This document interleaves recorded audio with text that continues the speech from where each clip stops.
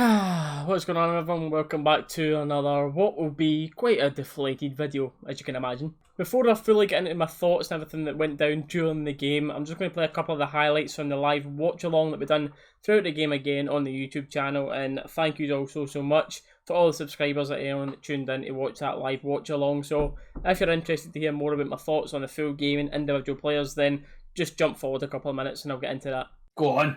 Go on, that's not even a thing that I'm talking about. That's a decent ball, by the way. Oh, the touch! The touch! Oh, by the way, that was a chance. Mm-hmm. Possession on screen now, 70% to Leverkusen. Jesus, man.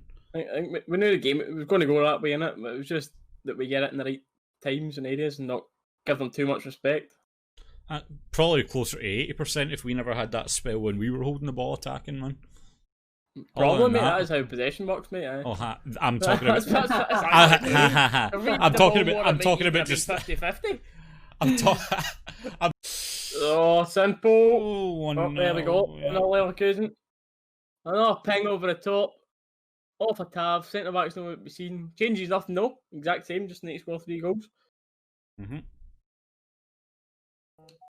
Why is Tav? Look how different that defensive line is, man. See if he just stays off him, how that boy's literally ran like 5 yards offside. Oh, see if you're a defensive coach here, Scott. Jesus, man. How poor is that? Nah, Why Tav's just played him on, man. Oh. Tav's played him on side, man. He's a mile Played him behind. a mile onside, man. Why did he fold him all the way in there? All three have actually kept a good line. Why has he followed him? Oh my god. Well done. Well done, man. Oh, lovely. Well played. Oh, and then you do that. And then the pass 2-0. is gifted away, man. Save. Jesus, McGregor, good save. Kept us in it. How did he do all that hard work and then passes it to a Leverkusen boy a yard away from him?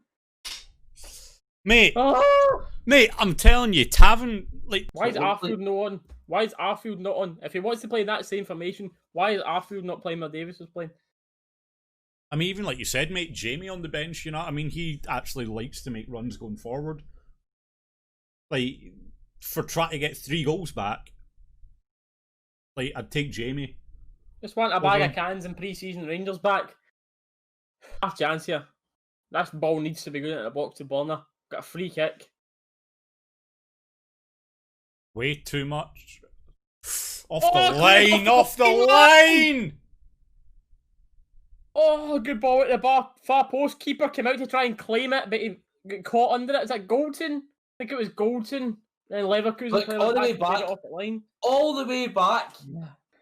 So, as you can see, or relate, as the fellow Rangers fans that are watching this, quite the frustrating time we had watching that game. Like, just to explain the clips you've seen, that was just some of the highlights I picked out from the stream. Tav's goal, I understand the run that was being made constantly, but if Tav's kept that line there, the boy's running offside, simple as. I get why Tav's ran with him at the time now that it's after the game and have calmed down.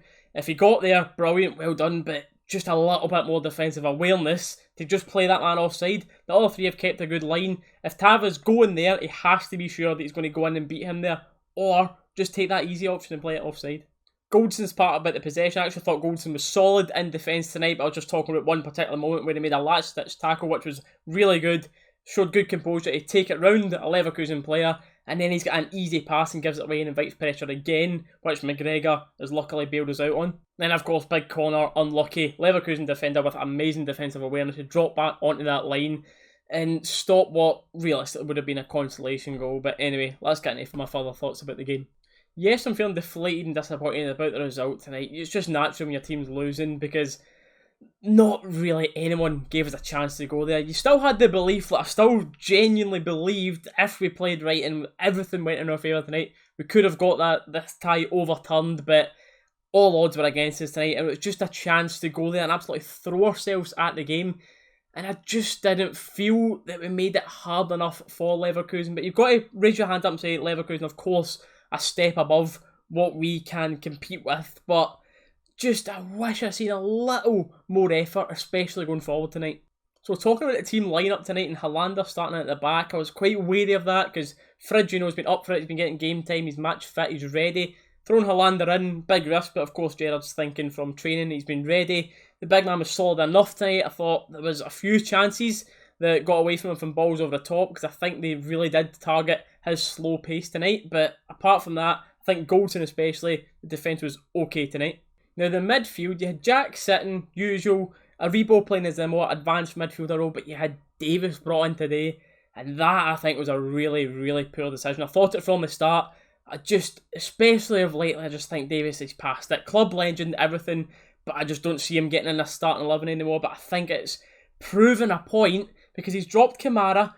We need that box-to-box midfielder. Jack does the destroyer role sitting. Aribo is great going forward. I think he really missed Hadji in the starting lineup tonight. But I think with Barca, if anyone watched Bayer Leverkusen, when the football started back after COVID, I watched quite a few Bayer Leverkusen games. Obviously, I'm not no expert, but Leverkusen played a really high line. I think that was the plan with Barker and Kent in the wings tonight, and why Hadji wasn't playing, because for all Hadji's fantastic on the ball, technical ability, he's not slow, but he's certainly not rapid, and I think it was a plan, certainly how we set it up anyway. In that first half, we looked to just soak up a lot of pressure and hopefully sneak that first goal in the counter-attack.